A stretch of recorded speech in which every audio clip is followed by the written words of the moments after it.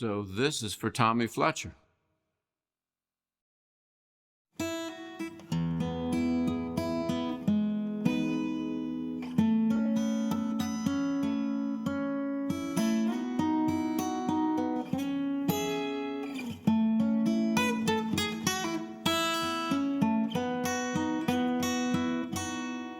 You put a Y at the end of my name. I put a Y at the end of yours too. We never said goodbye, 'cause we knew when it came, it'd be too late. We'd be stranded at the gate, me and you.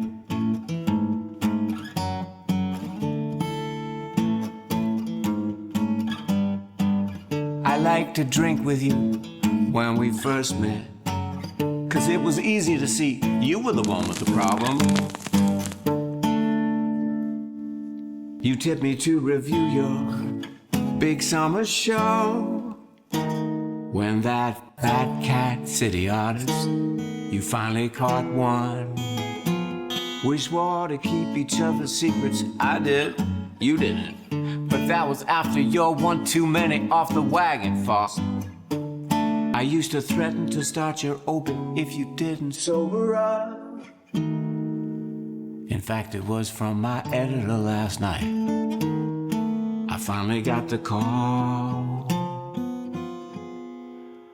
Those summers flew by so fast, and here it is, autumn without you. Who knew? Maybe we both did. Maybe that was our truth. Me and you.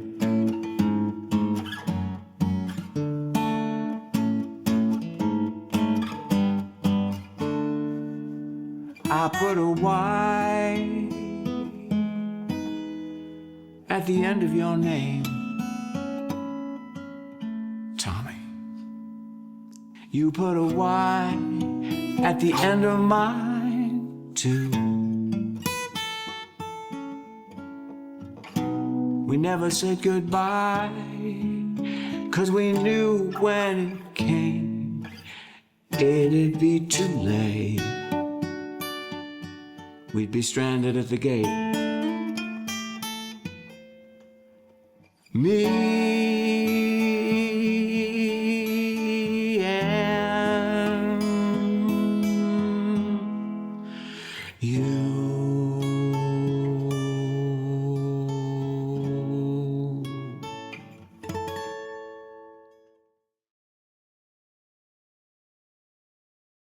This is Tom Fletcher's living room. And the song I just sang was written a couple of miles away, early in the morning, maybe 10 hours after I first heard that Tom was dead, all about a year ago. I should have been up making coffee, getting to work on an obituary that was due in 48 hours and would prove quite challenging. But I couldn't. And the reason was, I either felt Tom in the room, or I had to summons him to tell him that I loved him and that I forgave him. I needed to do that before anything else. The song captures the tragic comedian in Tom Fletcher better than my obit did. But I put so much of the tenderness that I felt for Tom into the writing of his song. And what was left over had some of the anger I felt over the fact that it first seemed to me that Tom's death was fully avoidable. But what the song doesn't say, that the obit does, is that Tom Fletcher, without any training, without any background whatsoever, performed a Lazarus-like resurrection of old Woodstock, bringing it back to life for an incredible Indian summer that lasted more than 20 years. For Peter Max's pop art retrospective in 1994 put the Fletcher Gallery squarely in the public eye. Yet what did Tom Fletcher do with that success? But mythologize a single storefront window on the main drag of Woodstock, forcing tourists and locals alike to look closer at the alchemists who turned this sleepy little Catskill village into the most famous small town in America.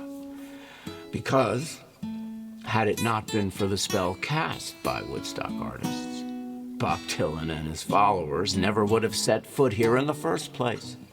Yes, to everything there is a season. And except for the work of a few, Woodstock art is nowhere near valuable enough to warrant the attention of big collectors anymore.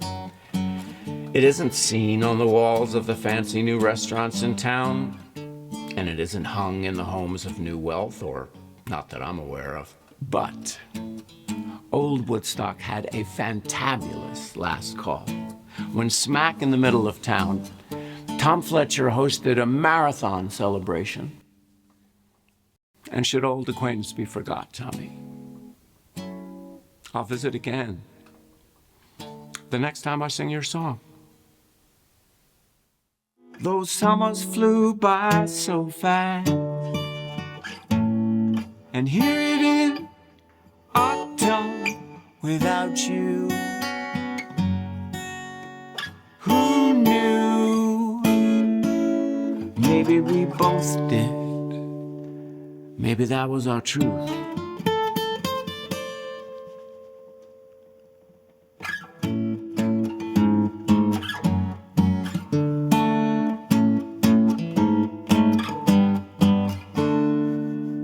I put a Y at the end of your name, Tommy.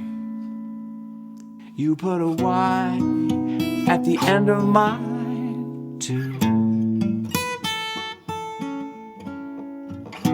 We never said goodbye, 'cause we knew when it came, it'd be too late. We'd be stranded at the gate. Me